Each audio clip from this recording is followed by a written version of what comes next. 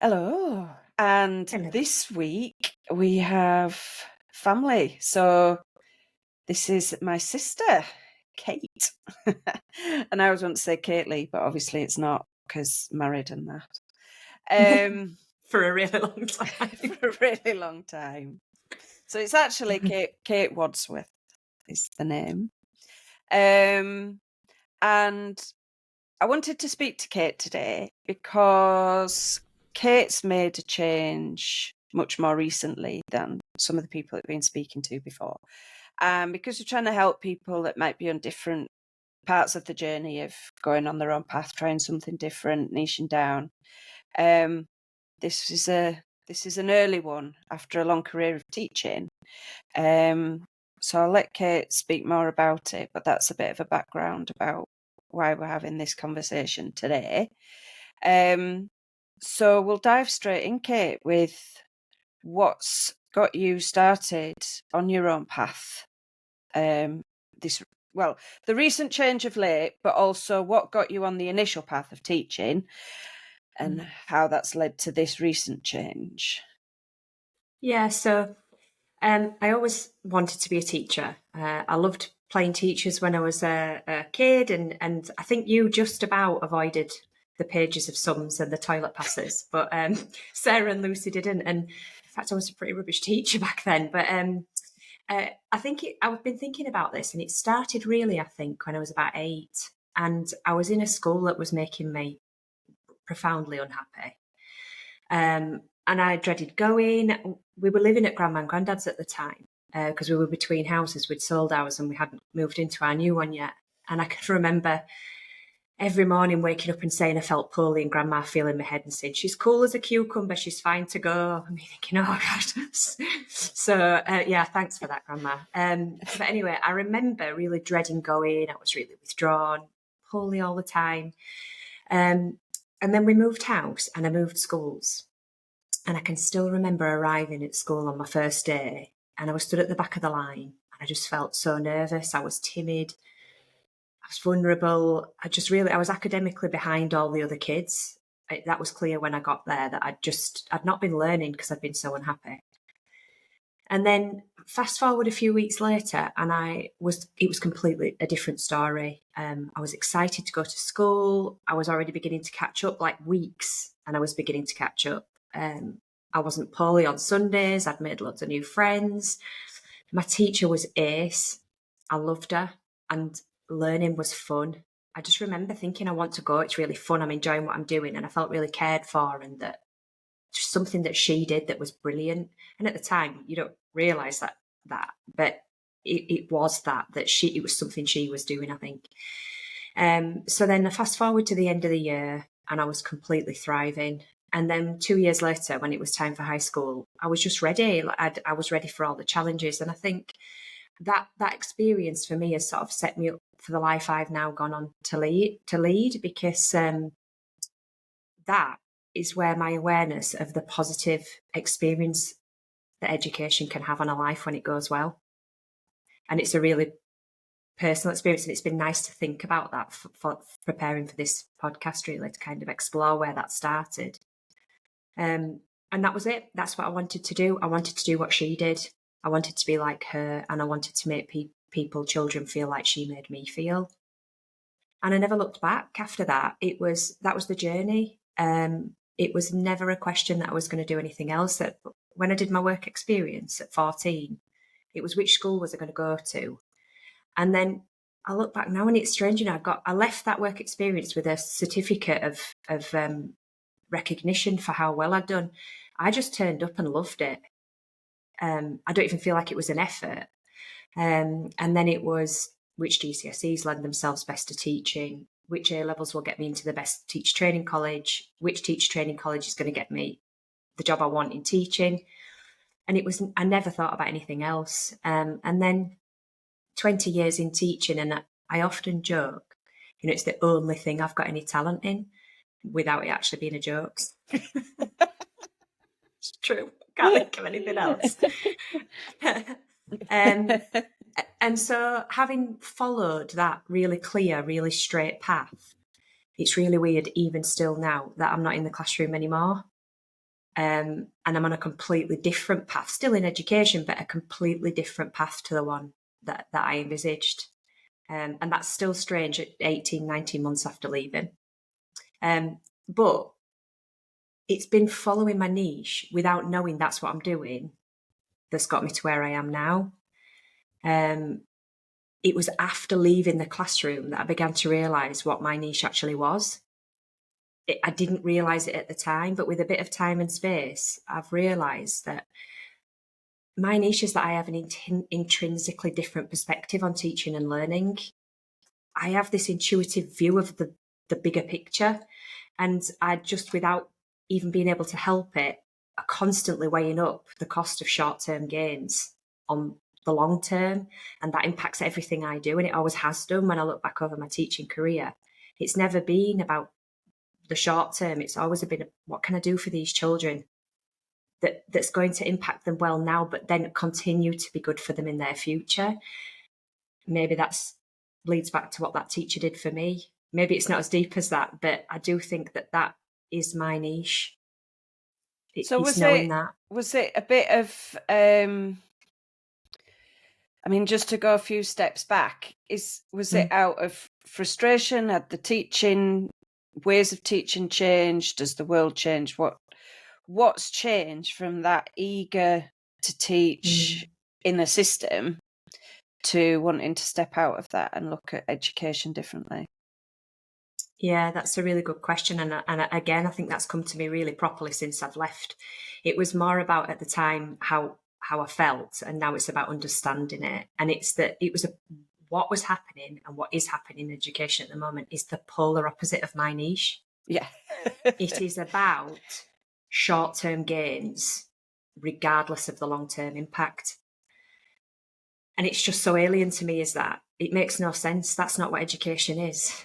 Education is about enjoying the moment, but also preparing for the future.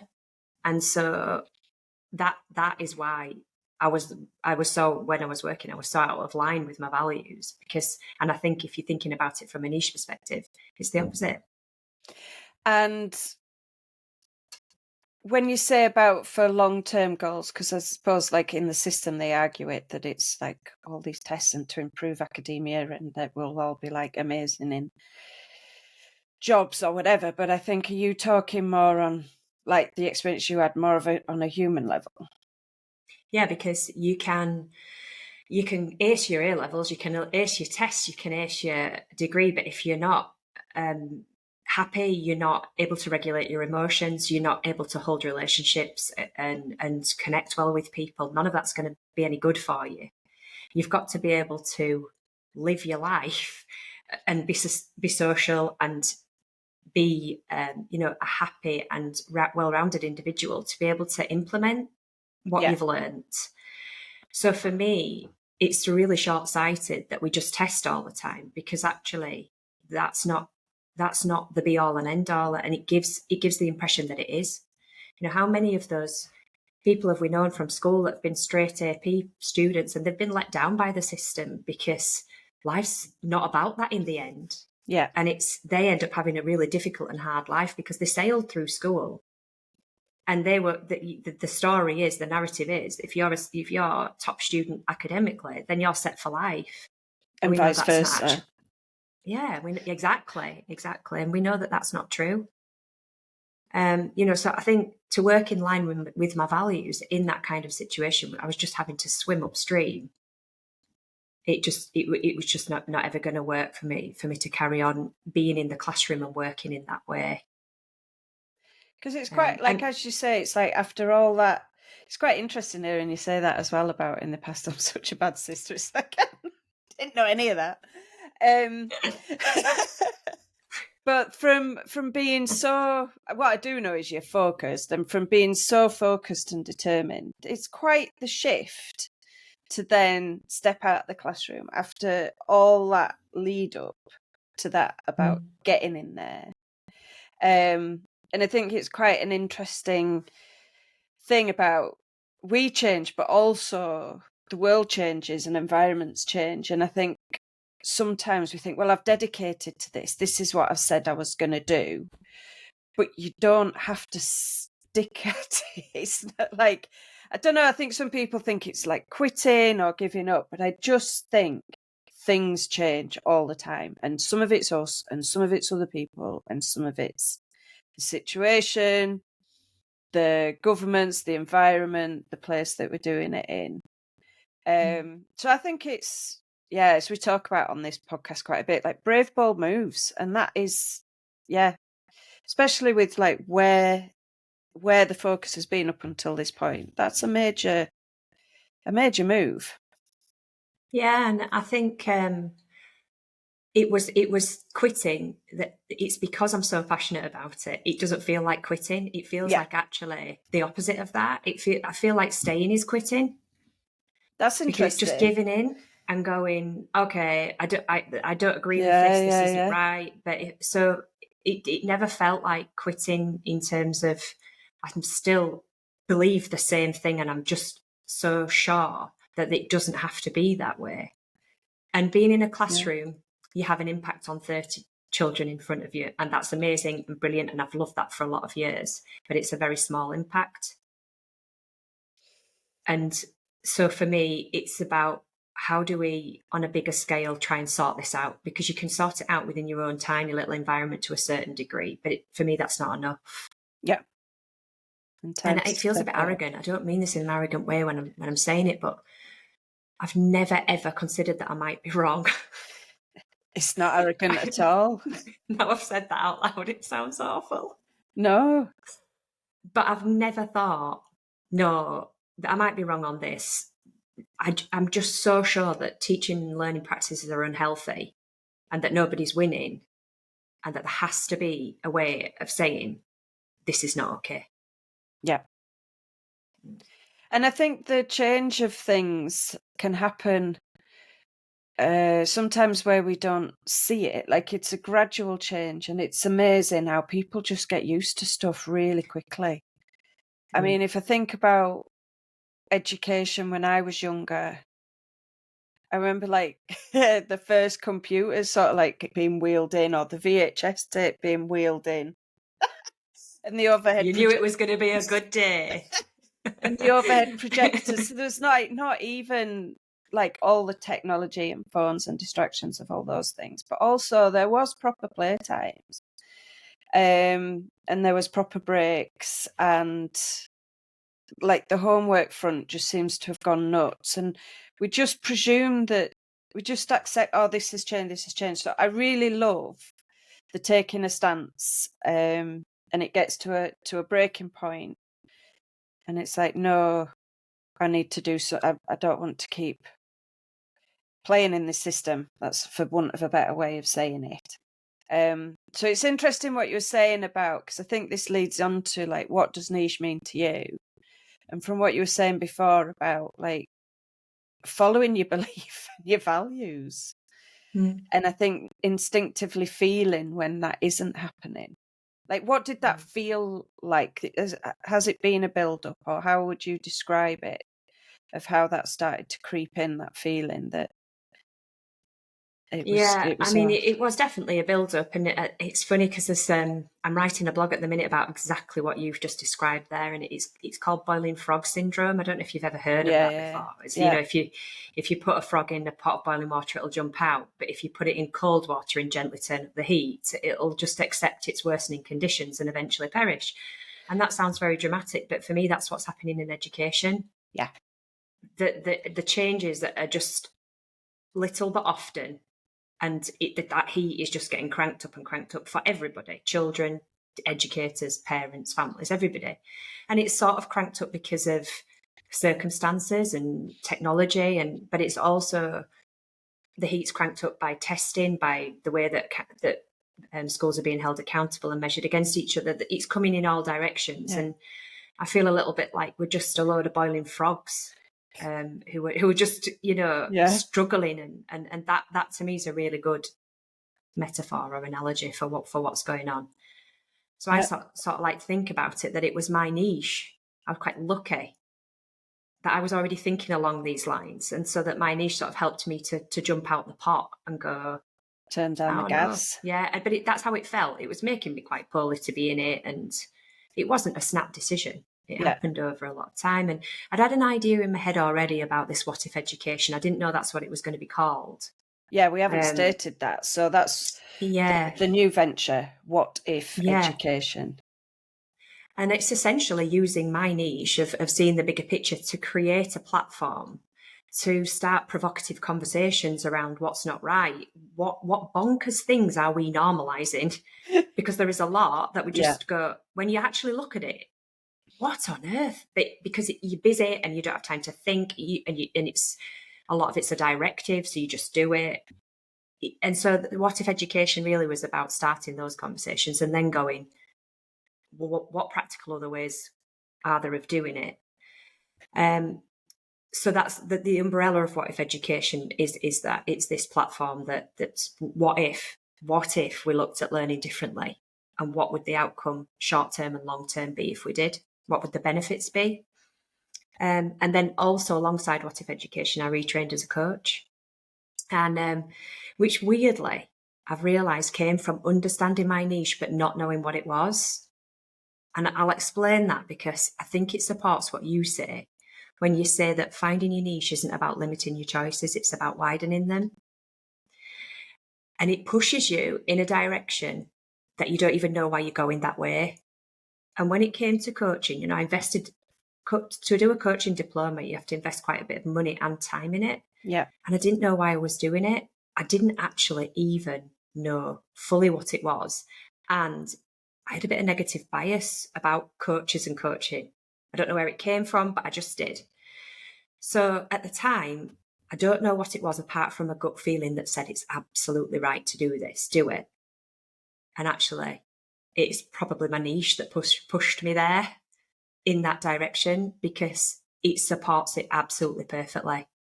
What can we do in the short term that makes things better in the long term? Well, it's true.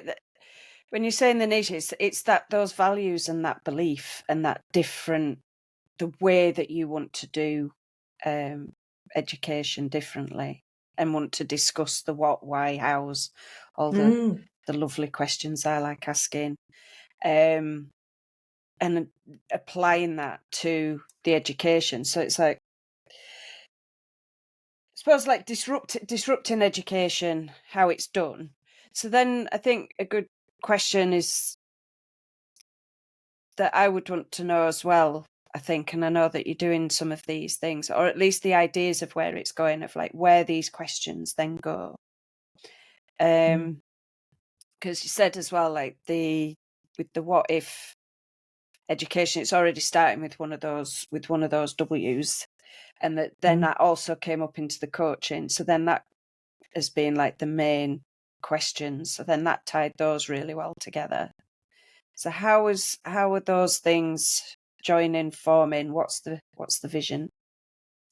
Yeah, so what's next really, I think again perfectly supports your theory that when you actually find your niche, it opens doors and it creates new opportunities, more opportunities than before. And when I look at it like that, it's my dream pre-understanding my niche was to be a teacher and possibly progress to school leadership head teacher. That was the dream.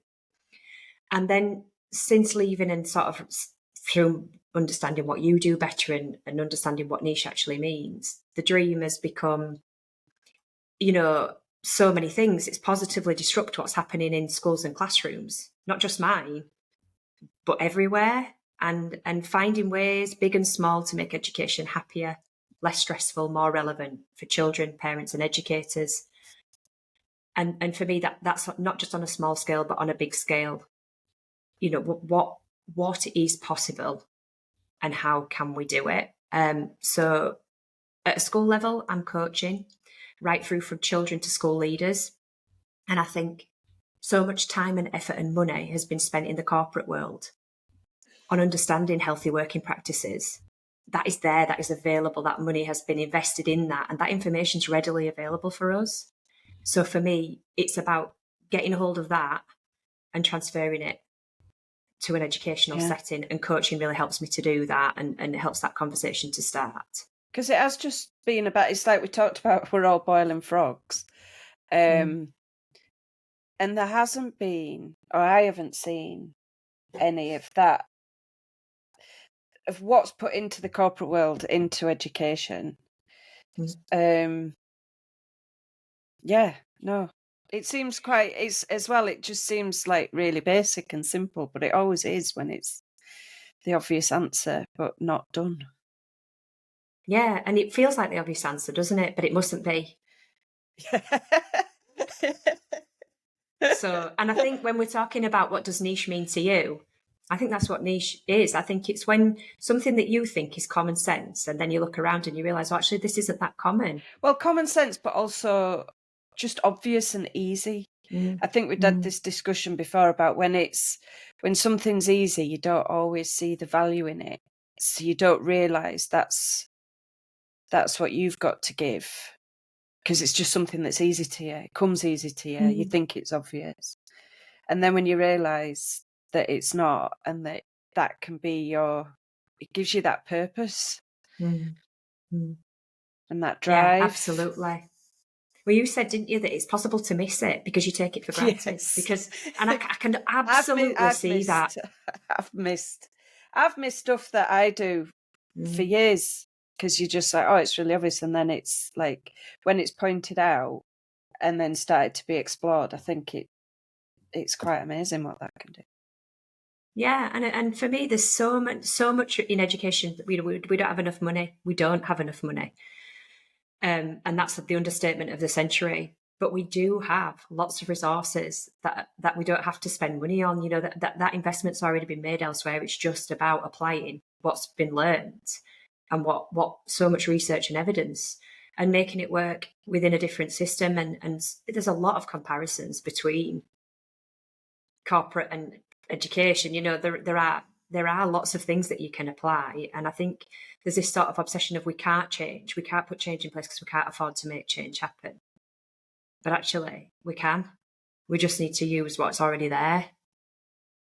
Well, and what we just spoke about before, they are making changes, so they can afford to make one sort of changes, Yeah, but not the other.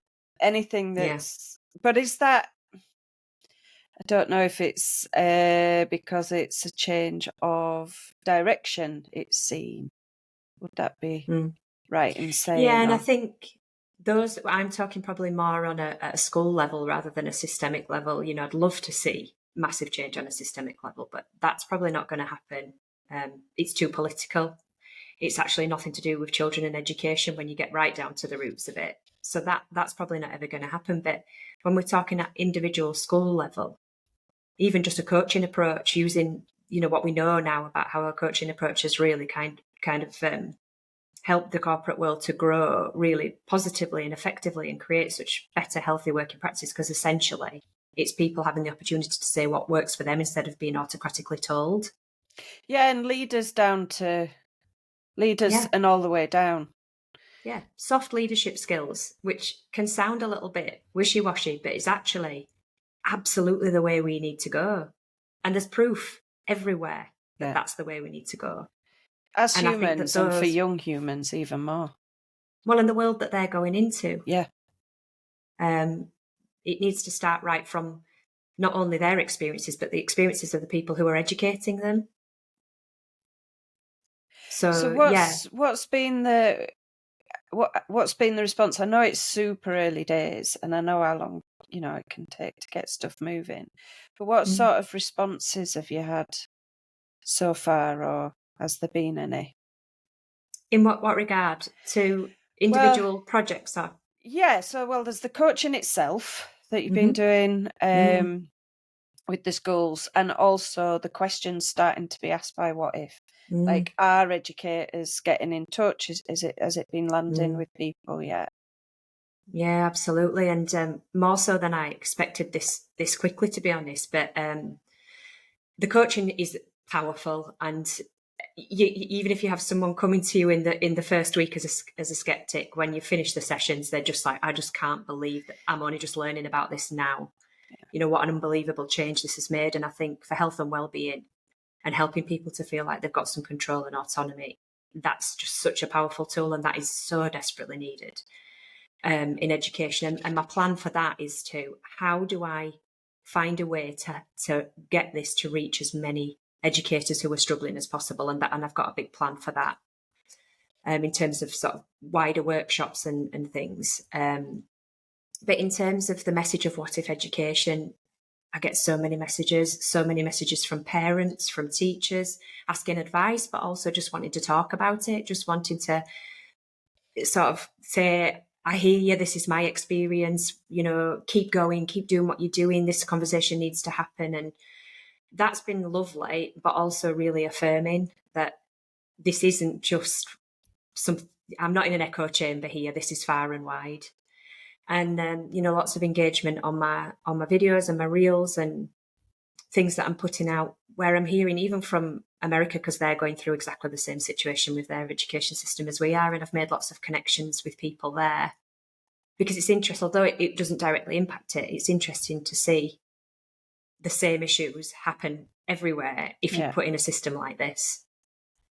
Well, this also nods to when I say the thing about niche not being small and having the people, like, find your niche, find your people. Whatever different thing I've tried, as soon as I've done a little scratch of the surface, it's like, oh my God, there's like loads of people over here already doing this thing in their own ways and different ways. But nothing is ever truly unique and the only one. And I love that then you get in and then there's all these people and people are contacting you and there's other people that you can speak and connect to, and you can suddenly feel so less alone on this quest. The difference from being burnt out in a classroom and just in a system that's rigid and you can't move and you're just too tired anyway, and everything in your being is saying this is not how it should be, and then you take a big risk and a leap and you come over here and then there's loads of people going, yeah, bad, isn't it? And look at like what we can do here, and just that positive charge of like reconnecting to those beliefs and those values and having other people that are helping make that positive change. I think that's such a powerful thing. If I could describe it, it really is. And I would say finding my niche has helped me to go from feeling hopeless to feeling hopeful. Because there are amazing things happening that I wasn't aware of. Yeah. There are people who are doing brilliant things that there's an appetite for change is brewing, and you're absolutely right. It's really lovely to speak to people who go, you're not doing this on your own. Yeah. We've also, and we're all doing it in our own little way, but it's part of a collective group. Yeah. Yeah. It's a part of a collective group of people who are saying it's possible. Yeah. Whereas for a very long time, I'd been in an environment of it's not possible. We just carrying on. The change isn't possible. It is. It really is. And on a wider scale, on a school scale, it's the coaching, it's workshops, it's looking at. I've joined school governance because I want to understand it in every single aspect. What opportunities are there for positive change in every single area of education? And there was a gap in school governance for me.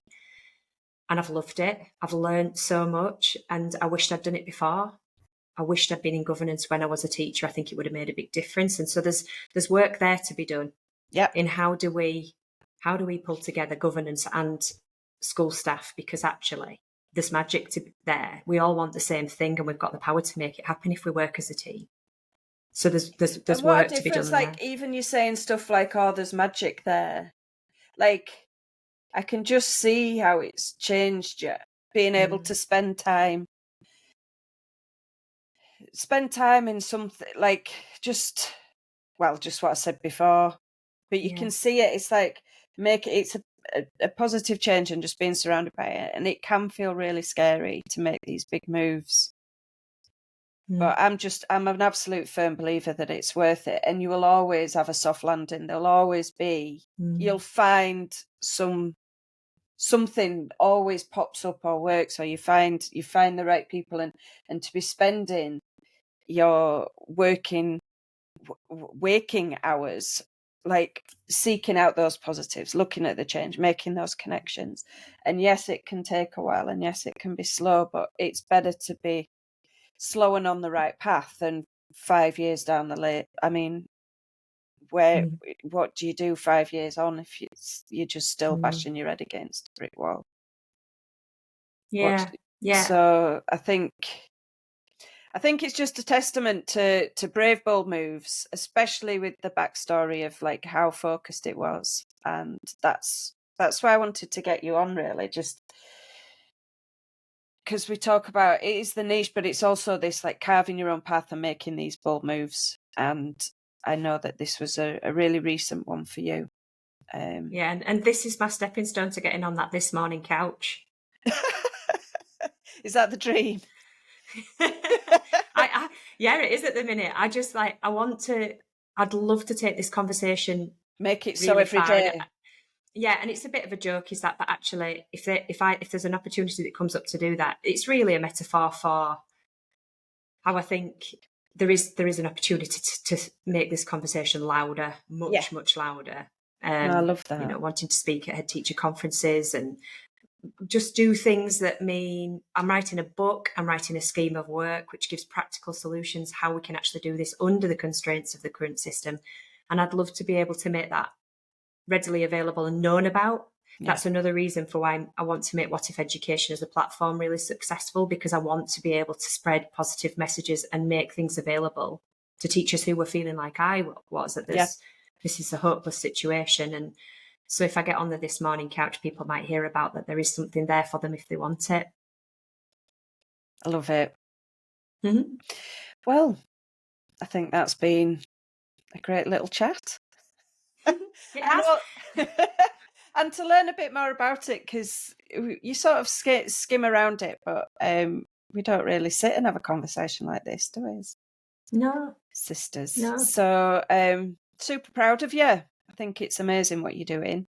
Likewise. And that sort of inner like feeling inside, I think something in the genetics or something. Well, I think so. But actually, I also, what you do has really helped me. I mean, you've helped me enormously anyway with the whole journey, and everything you've done for me with the practicalities of things. But just understanding and being able to put a label on the feeling of it's, to be able to call it a niche is really positive and really helpful, because it puts a label on those feelings that are quite hard to get hold of and articulate.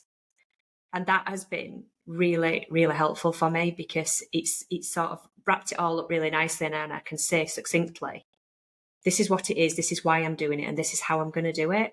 And I think that's finding your niche, isn't it? Mic drop the end. Thanks, Kate. Drop the mic. Thank you very much. Thanks, Benny. Right, just press stop.